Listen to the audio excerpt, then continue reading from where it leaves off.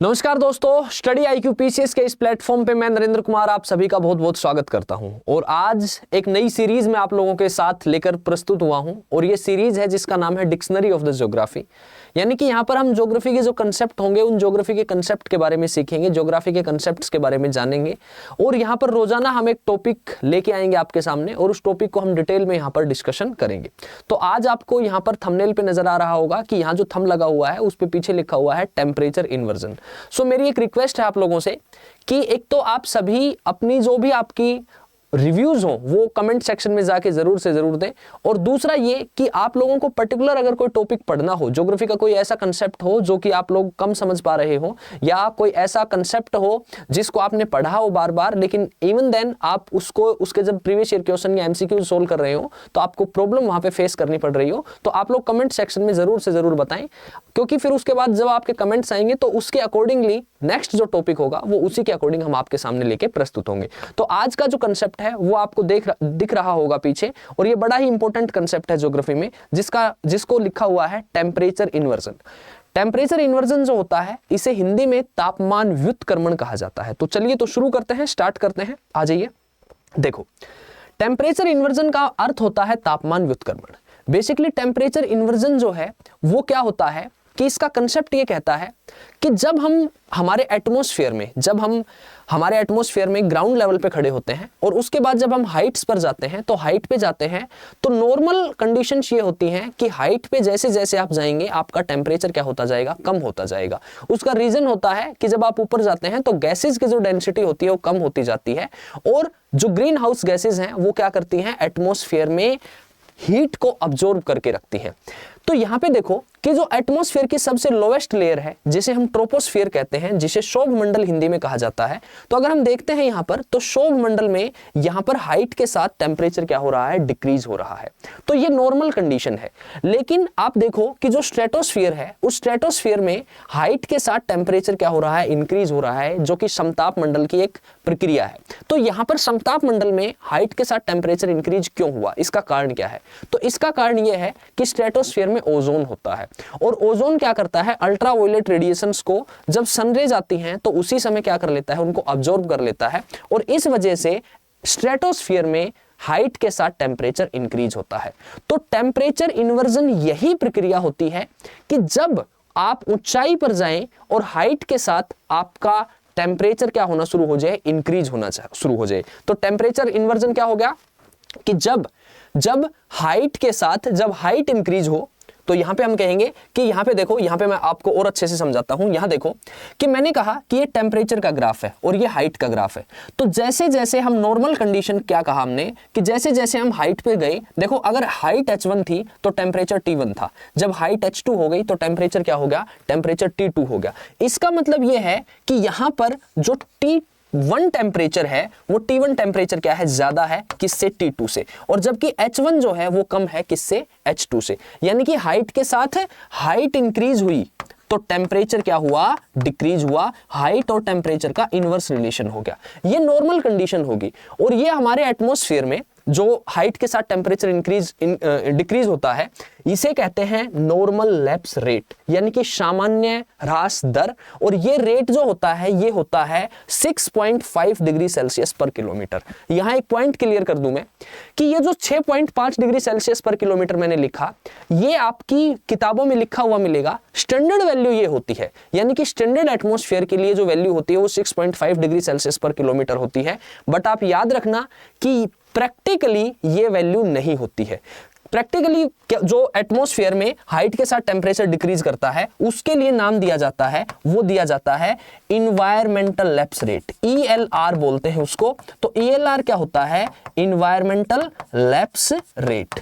ये actual value होती है, ये प्रैक्टिकल वैल्यू होती है। अब आप हो सकता है मेरे से पूछें कि सर ELR की वैल्यू क्या होती है, तो मैं बता दूं आपको कि ELR जो है वो वेरिएबल होता है, यानी कि वेरी करता है कि किस प्लेस पर टेम्परेचर कितना डिक्रीज करेगा कितनी हाइट के साथ, यानी कि इसकी वैल्यू फिक्स नहीं होती है। तो फिक्स वैल्यू हम क्या पढ़ते हैं 6.5 डिग्री सेल्सियस पर किलोमीटर। किसी बुक में आपको 6.4 डिग्री सेल्सियस पर किलोमीटर भी लिखा हुआ मिल सकता है। अब देखो इस ग्राफ को समझो, ये नॉर्मल कंडीशन का ग्राफ था। तो नॉर्मल कंडीशन में जब हाइट इंक्रीज हो रही थी तो टेम्परेचर क्या होता चला गया, डिक्रीज होता चला गया। अब यहां जब हम पहुंचे तो यहां हमने देखा कि यहां पर जब हाइट इंक्रीज हो रही थी तो यहां तो टेम्परेचर हाइट के साथ डिक्रीज हो रहा था। लेकिन ये देखो इस लोअर लेयर में जब हाइट h1 है तो टेम्परेचर T1 है, और जब हाइट h2 हुई तो टेम्परेचर T2 हो गया। और यहां पर जो T2 है वो ग्रेटर है किससे, T1 से, यानी कि ऊंचाई के साथ तापमान बढ़ गया। और देखो एटमॉस्फेरिक फिनोमिना होते हैं जिसमें जो फोग होता है, स्मोग होता है, पोल्यूटेंट्स जब लोअर लेयर में फंस जाते हैं, ये सारे के सारे किससे रिलेटेड होते हैं, टेम्परेचर इन्वर्जन से ही रिलेटेड होते हैं। तो ये कंडीशन जब बनती है कि जब हाइट के साथ टेम्परेचर इंक्रीज होना शुरू हो जाए तो उसे क्या कहा जाता है, उसे टेम्परेचर इन्वर्जन कहा जाता है, उसे तापमान व्युत्क्रमण कहा जाता है। सो आई होप आपको ये बात समझ आ गई होगी। अब बात ये है कि ये दोनों ग्राफ आपको समझ में आ गए, आपको पता चल गया कि टेम्परेचर इन्वर्जन क्या होता है। अब हम पढ़ते हैं कि टेम्परेचर इन्वर्जन बेसिकली कितने टाइप्स का होता है, कौन कौन सी टाइप्स होती हैं टेम्परेचर इन्वर्जन की। तो टेम्परेचर इन्वर्जन की टाइप्स को पढ़ते हैं तो सबसे पहली जो टाइप है वो है रेडिएशन इन्वर्जन। रेडिएशन इन्वर्जन क्या होता है, रेडिएशन इन्वर्जन वो होता है कि जब आपकी अर्थ सरफेस पर जो अर्थ क्या करता है, अर्थ दिन के समय में रेडिएशंस को अब्जॉर्ब कर रहा है और नाइट टाइम में रेडिएशंस को लूज कर रहा है। तो रेडिएशन इन्वर्जन वो होता है कि जब अर्थ रेडिएशंस को रैपिडली लूज कर देता है और कंटिन्यूअसली लूज करता रहता है। तो आप एक बात बताओ, अर्थ के सरफेस के नजदीक जो एरिया होगा वहां पर टेम्परेचर गिर जाएगा कि नहीं गिर जाएगा, और जो अबव लेयर्स होंगी वहां पर टेम्परेचर ज्यादा रहेगा कि नहीं रहेगा। तो टेम्परेचर इन्वर्जन यही तो है कि लोअर लेयर्स जो हैं वहां पर टेम्परेचर कम है, अबव लेयर्स जो हैं वहां पर टेम्परेचर ज्यादा है। और नॉर्मल कंडीशन क्या है कि लोअर लेयर्स में टेम्परेचर ज्यादा है और अबव लेयर्स में टेम्परेचर कम है। तो रेडिएशन इन्वर्जन हुआ कि जब रेडिएशंस बहुत जल्दी लूज हो जाएंगी। अब देखो इसका एग्जांपल देता हूं मैं आपको। इसका एग्जांपल, अगर आप किसी ऐसी लोकेशन पर खड़े हैं जैसे लेट अस सपोज दिल्ली, तो दिल्ली क्या है, एक कॉन्टिनेंटलिटी की लोकेशन है, यानी कि महाद्वीपीयता का प्रभाव है। दिल्ली के आसपास कोई भी समुद्र नहीं लगता है। तो वहां देखो कि सर्दियां जब होती हैं, जब लॉन्ग विंटर नाइट्स होती हैं, सो लॉन्ग विंटर जितनी लंबी सर्द रातें होंगी उतनी ही रेडिएशंस क्या होंगी, ज्यादा लूज होंगी। तो इस रेडिएशन लूज के लिए सबसे पहली जो चीज है वो क्या चाहिए, लॉन्ग विंटर नाइट्स, लंबी सर्द रातें। दूसरी चीज क्या है, अगर यहां पर अपर लेयर्स में यहां पर अगर क्लाउड्स होंगे, यहां पर अगर बादल होंगे, तो क्लाउड्स क्या करेंगे, इन रेडिएशंस को अब्जॉर्ब कर लेंगे। वो इनको अब्जॉर्ब करेंगे और दोबारा से थ्रो बैक कहां पर कर देंगे, अर्थ के सरफेस पे थ्रो बैक कर देंगे। सो अगर क्लाउडलेस नाइट्स होंगी तो पहली कंडीशन क्या होगी, लॉन्ग विंटर नाइट्स, और दूसरी कंडीशन क्या होगी, क्लाउडलेस नाइट्स। यानी कि अगर वहां पर बादल नहीं है तो टेक्निकली ये जो रेडिएशन है ये कहां पर चली जाती है, स्पेस में चली जाती है। जैसे आपका डेजर्ट एरिया में बड़ा कॉमन होता है, ये जो रेगिस्तान क्षेत्र होते हैं वहां पर ये इस टाइप का जो इन्वर्जन है वो विंटर्स में, सर्दियों में इस टाइप का इन्वर्जन देखा जाता है। और इसे क्या कहा जाता है, इसे कहा जाता है, this is called as the radiation inversion. ये पहली टाइप होती है इन्वर्जन की। दूसरी टाइप पर पहुंचते हैं। दूसरा है अपर ट्रोपोस्फेरिक इन्वर्जन, यानी कि ऊपरी शोभ मंडलीय इन्वर्जन। देखो अगर हम अपर ट्रोपोस्फेरिक इन्वर्जन की बात करते हैं तो अपर ट्रोपोस्फेरिक इन्वर्जन दो टाइप से डिवाइड होता है। एक डिवाइड होता है, कई किताबों में आपको ये तीसरा और ये चौथा इन्वर्जन लिखा हुआ मिल सकता है, तो वो जहां से भी होता है, मेन चीज आपका कंसेप्ट है, आपको कंसेप्ट समझ में आना चाहिए। ये जो होता है इसका अर्थ क्या होता है, देखो अगर हम स्ट्रेटोस्फीयर की बात करते हैं तो अप्रोक्सीमेटली 30 किलोमीटर से अबव जो रेडिएशंस होती हैं वहां पे देखो, यहां देखो जो लेयर्स होती हैं कि यहां पर ये जो हाइट है ये लगभग 6 से 8 किलोमीटर होती है। ये जो हाइट है ये 16 से 18 किलोमीटर होती है। And then after up to 50 kilometres क्या होता है, स्ट्रेटोस्फीयर होता है। तो अप टू 50 किलोमीटर स्ट्रेटोस्फीयर होता है। सो स्ट्रेटोस्फीयर क्या है, स्ट्रेटोस्फीयर इन्वर्जन लेयर, मतलब approximately up to the above the 30 kilometre height से जो अल्ट्रावायलेट रेडिएशन आ रही है, जो ऊपर से जो पराबैंगनी किरणें आ रही हैं, तो ये क्या है, यहां पर जो यूवी रेडिएशंस है जिनको हिंदी में कहा जाता है पराबैंगनी किरणें, ये जो रेडिएशंस होती हैं ये शॉर्ट वेव रेडिएशंस होती हैं, शॉर्ट वेव रेडिएशंस होती हैं। और इनको क्या करता है, इनको स्ट्रेटोस्फीयर ओजोन की प्रेजेंस के कारण अब्जॉर्ब कर लेता है। तो एक चीज समझनी चाहिए आपको कि आपसे पूछा गया कि इन्वर्जन कहां पर होगा, लोअर लेयर में होगा या अपर लेयर में होगा। तो inversion can be happen at any place, inversion किसी भी स्थान पर हो सकता है, लोअर लेयर्स में भी हो सकता है और अपर लेयर्स में भी हो सकता है। कोई ऐसी पर्टिकुलर कंडीशन इन्वर्जन के लिए है नहीं। और एक बात और ऐड कर लेंगे आप कि इन्वर्जन जो होता है उसमें ऐसा नहीं है कि हाइट के साथ टेम्परेचर इंक्रीज ही होना जरूरी है। अगर हाइट बढ़ने के साथ टेम्परेचर कांस्टेंट हो गया तो भी इन्वर्जन में ही शामिल होगा। लेट अस सपोज 5 किलोमीटर की हाइट पे भी वही टेम्परेचर है, 6 किलोमीटर की हाइट पे भी वही टेम्परेचर है, 7 किलोमीटर की हाइट पे भी वही टेम्परेचर है, तो वो कंडीशन भी किस में इंक्लूड होती है, इन्वर्जन में ही इंक्लूड होती है। ठीक है, तो ये क्या होता है, एक stratospheric inversion, upper tropospheric inversion का पार्ट है। दूसरा जो इन्वर्जन है वो होता है, उसको कहते हैं सबसिडेंस।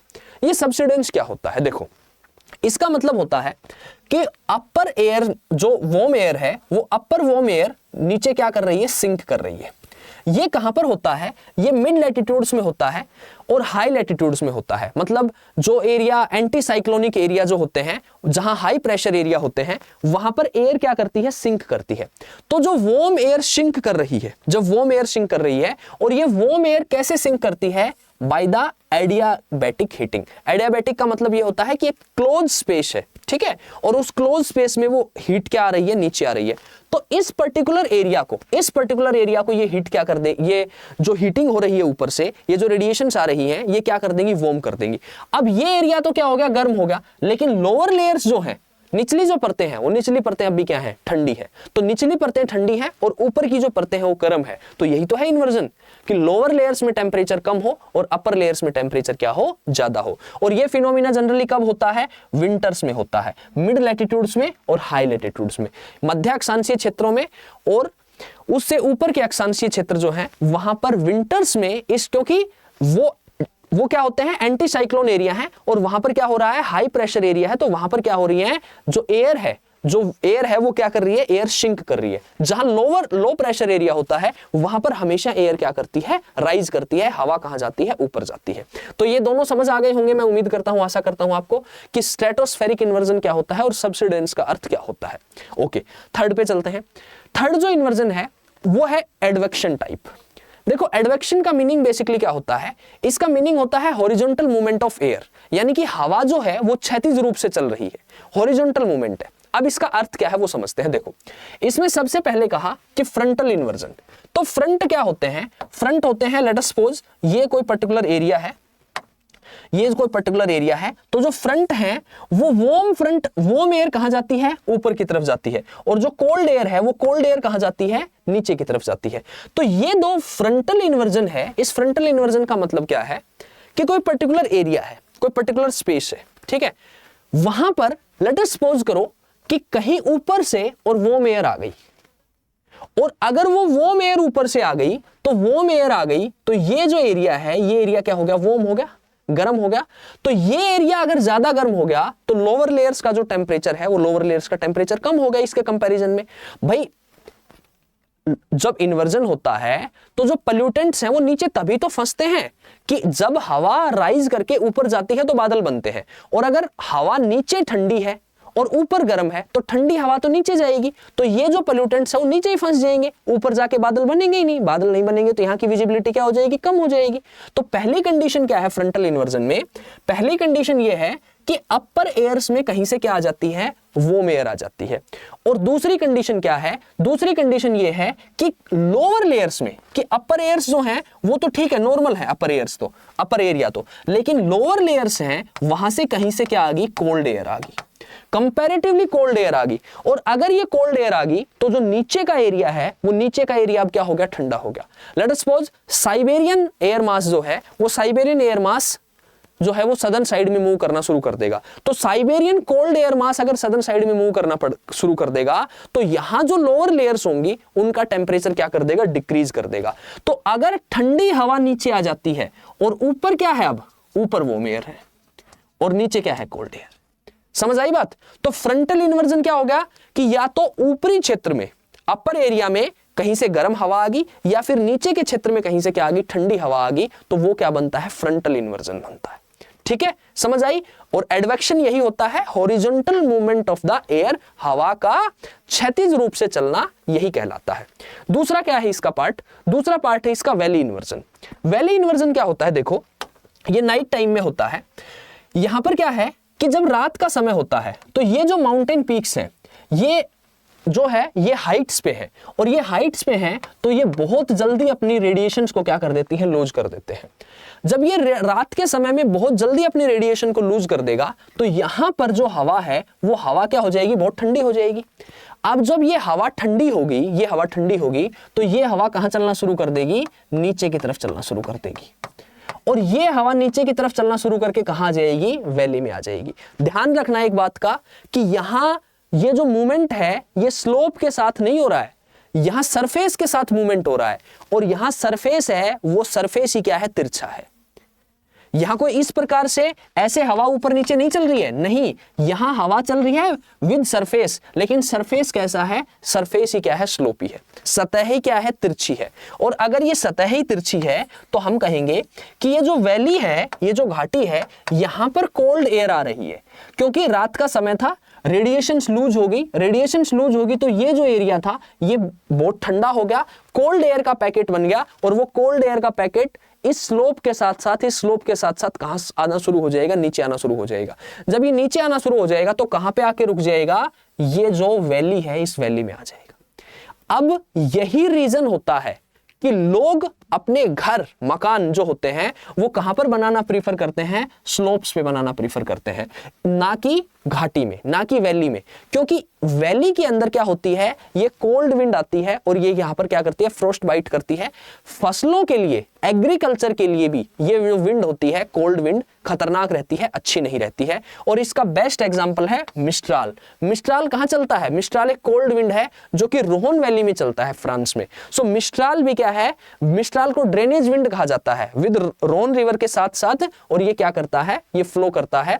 तो इसी टाइप से ये वैली इन्वर्जन हो गया। अब देखो जो लोअर एयर थी वो क्या होगी, ठंडी होगी, और इससे ऊपर जो एयर है वो एयर क्या है, वार्म है, ये वार्म है, और ये एयर क्या है, कोल्ड है। तो इसको कहते हैं वैली इन्वर्जन। तो ये होता है आपका इन्वर्जन का कंसेप्ट, ये होती है आपकी इन्वर्जन की टाइप्स, जो मैंने आज आप लोगों के साथ डिस्कस की, जो आज मैंने आप लोगों के साथ साझा की।